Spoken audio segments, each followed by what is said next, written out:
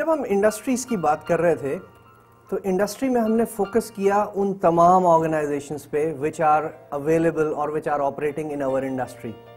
Let's quickly recap what we have discussed. हमने कहा there is a big environment around us which is called the macro environment, और उस macro environment के analysis के लिए हमने पहले पेस्टल मॉडल को यूज किया और फिर हमने वहां पे पोर्टर्स डायमंड का जिक्र किया. देन वी फोकस्ड, और जब हम फोकस किया तो हम अपनी इंडस्ट्री पे आ गए.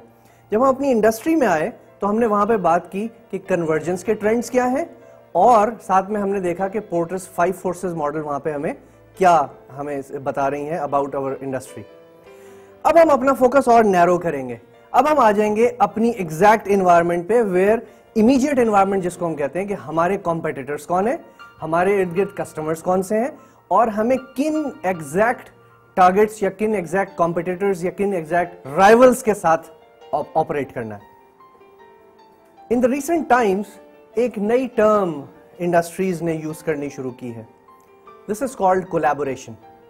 कोलैबोरेशन एज सच कोई नया कॉन्सेप्ट नहीं है, but in industries now we are using collaboration as a strategic tool.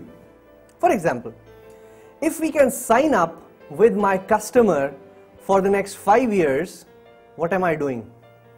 I am actually making sure that my competitor will never be able to buy that customer. I am making sure that my sales, whatever I am actually, trying to get, उसका एक portion ensure हो गया. Example लेते हैं. हमने कहा कि Pepsi और KFC इन्होंने एक कोलैबोरेशन बनाया हुआ है. Wherever KFC goes, Pepsi is always there. So whenever KFC sells any meal, it always offers a product of Pepsi. So by collaborating with each other, what Pepsi is actually doing, they are making sure that their sales are intact wherever KFC is there. And there is no chance of Coca-Cola entering into that.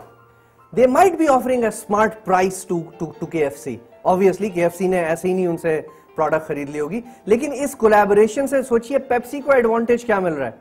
अच्छा खासा advantage मिल रहा है. उनकी sales fixed है, उन्हें पता है ये इतनी मिलेगी हमें. उनको ये पता है कि राइवल एंटर नहीं होगा. उन्हें ये पता है कि किसी फार ऑफ कंट्री में, कहीं किसी दुनिया के किसी कोने में भी अगर KFC खुलेगा तो पेप्सी की सेल बढ़ेगी, कम नहीं होगी. By doing these kind of arrangements, organizations try to secure their market from their rivals, and sometimes ये collaborations हमें supplier pressure से भी बचा लेते हैं.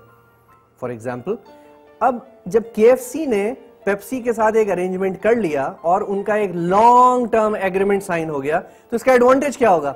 अब KFC को ये थ्रेट कभी भी नहीं होगा कि उनका जो बेवरेज सप्लायर है वो किसी वक्त उनके साथ रेट्स पे या किसी और कॉन्फ्लिक्ट की वजह से उनकी सप्लाई रोकेगा, because they have a long term collaboration with each other.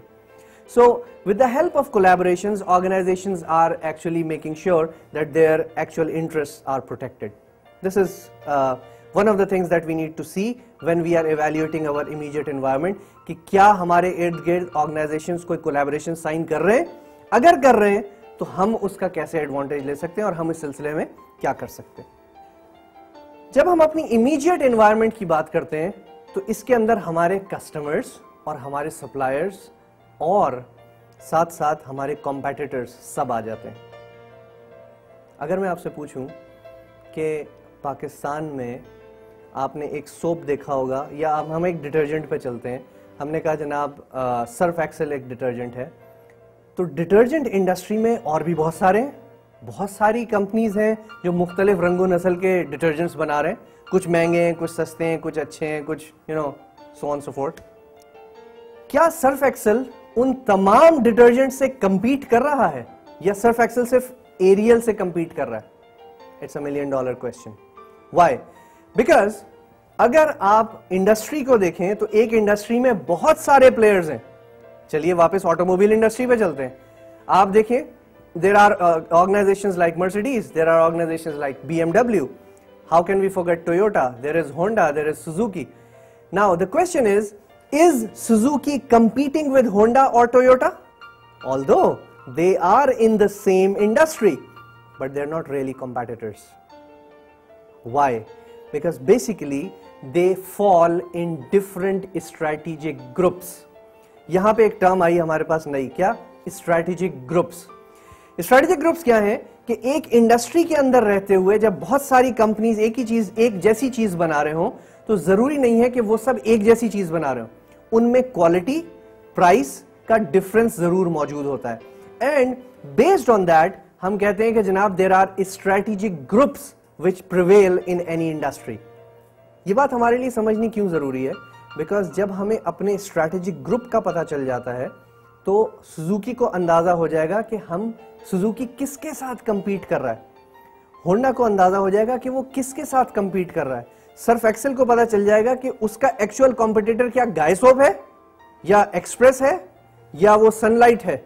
You know, ये जब आपको एक्चुअल अपने कॉम्पिटिटर्स पता चलते हैं तो फिर आप उस हिसाब से अपनी स्ट्रैटेजीज एडजस्ट करते हैं.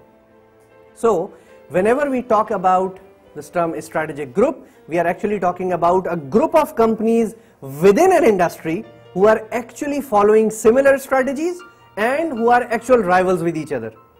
So whatever, for example, whatever Mercedes might do, they are not interested in knowing what Suzuki is doing because they are not really competitors. So by identifying strategic groups, हम अपनी जिंदगी आसान कर लेते हैं. कैसे? कि हमें फिर पूरी इंडस्ट्री से फाइट नहीं करना होता. हमें फाइट करना होता है अपने पर्टिकुलर राइवल्स से जो हमारी जैसी प्रोडक्ट बना रहे हैं और बेच रहे हैं. ये ऐसे ही है जैसे Colgate toothpaste is not competing with Mintu toothpaste और is not competing with Dentonic.